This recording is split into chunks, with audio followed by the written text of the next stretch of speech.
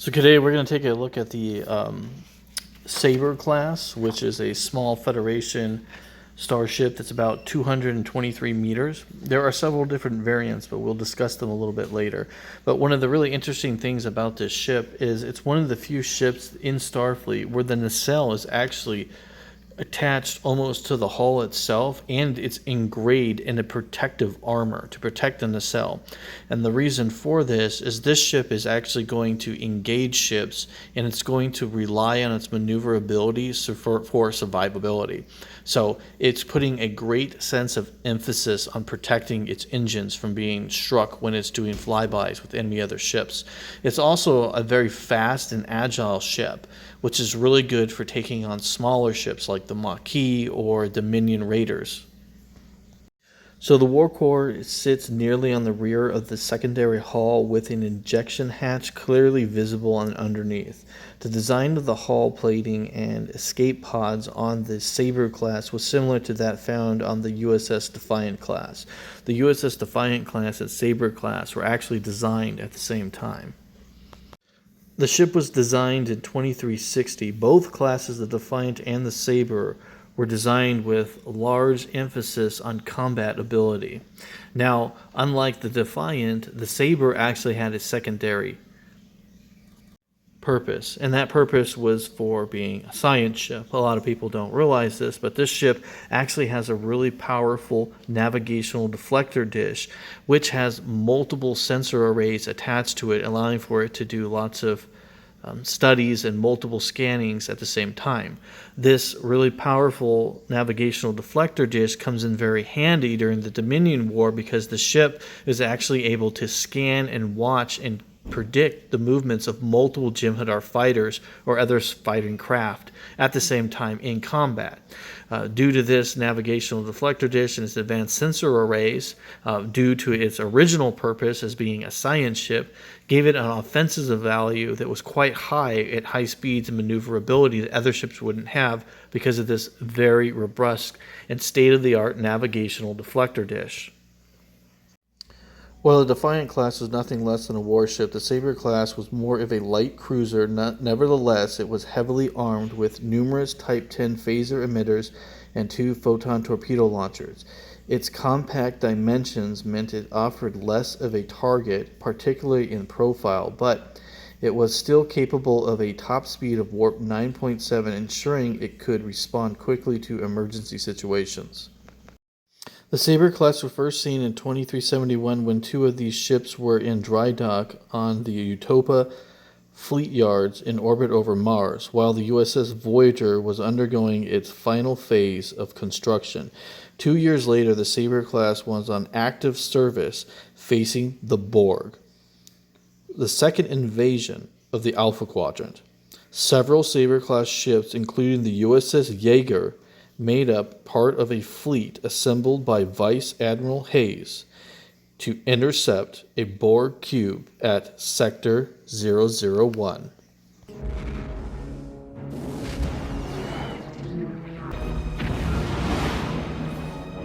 Fire.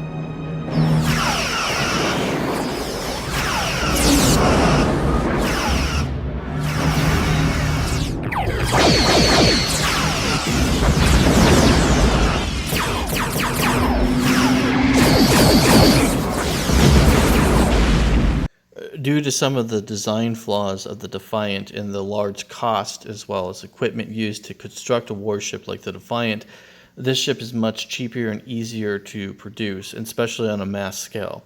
So this was one of the most produced starships in the Federation during the Dominion War. So for a ship of its size, it's armed pretty well with 2 torpedo tubes, one in the front, one in the back. These would be Mk-80 torpedo launchers capable of launching 4 torpedoes. The ship is only seen on screen launching 3, but it is capable of launching 4. It's also noted it is possible this ship could be using quantum torpedoes, as Mk-80 launchers are capable of launching quantum torpedoes, though this was never seen, but it is a possibility. And on top of that, this ship is also boasting its main defense is actually 6 Type 10 phaser arrays. Alright, so the average attack power that a ship of this class would have would have around 732,000 point scales of damage, using 2 standard torpedo launchers and using 6 Type 10 phasers. The shields are the same as the Defiant prototype of 1,040,000. It has a hull which is using abrasive armor, which would give it a hull strength of 516,666. I would note that this ship is not completely covered in abrasive armor, but most of the ship is, about 50% or so. This would give an overall defensive value of 1,556,666. So this ship was so successful during the Dominion War that several variants of it were created. The original ship was 190 meters. There were other scales of the ship of 223, and then there was an even larger version of the ship seen during the Dominion War, which was around 364 meters. Now, the most common variant seen is 223 meters. So its role was a light cruiser to protect larger capital ships like the Nebula. It would be put into different wings where it would be used to engage enemy ships by being the front line attack, and then also used to protect larger capital ships from being swarmed by small attack ships like the Jem'Hadar fighter. So the Federation did always use tactics like this, and this is where the Miranda had come into place. But the Miranda was so weak compared to some of these newer generation ships, it couldn't keep up. This ship was created to be a science ship, but its role was to replace the ships that were seen like the Mirandas. So the Mirandas are going in there, and they're going in there in attack wings and then trying to harass larger ships.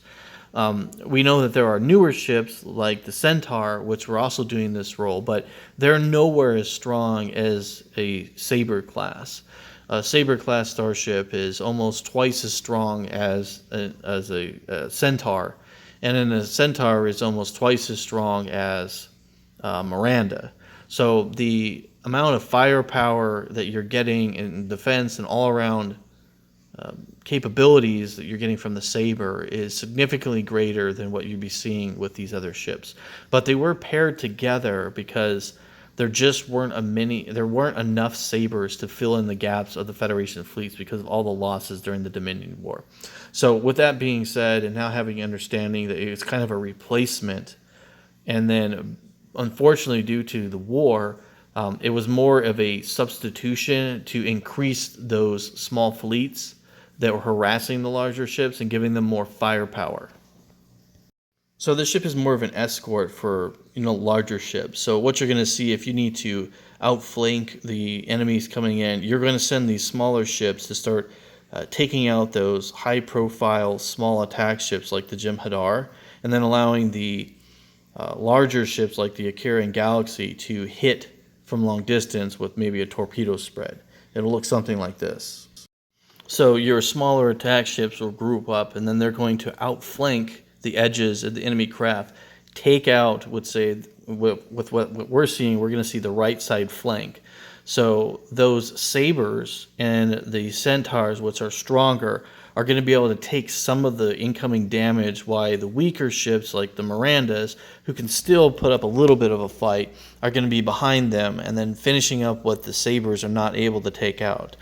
Now, what's going to happen is those front-end command ships are going to engage those Galors, and now that the Sabers have hit that flank, they've taken out some of those smaller ships, they can then turn around and then attack the Galors, and the Galors would be forced to be using their spiral wave disruptors and not in the range of their larger weapons. So then now they're able to flank the enemy, and they're fighting a two-sided battle. So they're being attacked from the front, and then now they're being attacked from the rear. So this is kind of like what cavalry is like when you think about medieval wars. You have your foot soldiers coming in, and those large armies are basically your galaxies. And then you have your foot soldiers, which are smaller, more maneuverable, going around the flanks and attacking your enemy and putting them in like a pincer movement. Alright, so the Saber Class has 40 officers and has a crew of 200 persons. So it can have up to 200 people on it. Its power plant is a 1,500 plus kilotron warp core feeding 2 nacelles, 2 impulse systems. Its dimensions during the Dominion War, the largest variant is 364 meters. It has a mass of 310 metric tons. Its performance warp is 9.7 for 12 hours. The mass-produced version during the Dominion War carried only 4 Type 10 phaser emitters and 2 standard photon torpedo launchers. So some of the interesting things I've learned about this ship by doing this research is that there were 3 different variants of the ship. I thought that was really interesting. Some of the other things I learned about the ship I didn't know and I didn't realize is that it was designed around protecting the engine. So they had the idea that this thing would be designed to go in there, flank enemy ships, and know that it's going to be getting hit. And then obviously when you're trying to attack crafts, you know, this ship, it does have large engines and they're pretty easy to shoot at, and that's why it has that protective armor on it, which I thought was really cool and a really good idea. I also thought it was really interesting how this ship was originally designed to be a science ship. I really like how they incorporated that storyline into it, you know, explaining like what the ship was and then what it became or what it was being used for because of necessity, because of the war, which makes a lot of sense because you think about the Oberth class starships, you know, they're pretty weak and slow. And then this ship is able to do everything they do. And if you need a ship to fight, it can fight. So overall, I think this is a great idea, great aesthetics, and a great lure. I was trying to say lure. I really like starships that have good lure. It's one of the reasons why I think that some of the older Star Trek ships, I like how they're thought out. There's plans, there's reasons. They're not just thrown together and saying, hey, this is a starship. Like everything here was designed around this idea. It was a science ship, has this large navigational deflector dish. That's why it's so big. Then we have these engines because they decided it was going to be used for combat. You know, it's going to be flanking. It's got these really large engines that are easily to be shot at. They're prime target. So what are we going to do? We're going to layer a blaze of armor on them. I really like this idea. I really think it's really cool. And when you look at the ship, I really like what I'm seeing. I really like the shuttle bay. I really think it's really cool. It's one of my favorite things about this ship is the shuttle bay in the front. Now, with that being said, thank you guys all for watching. This is Trek Wars. If there's anything that you think I should know about or that our team had missed, feel free to let us know. Please put something in the comments. I'd really like to know what you guys think. And if you like these kind of videos, please subscribe and make a comment. It helps. And with that being said, live long and prosper.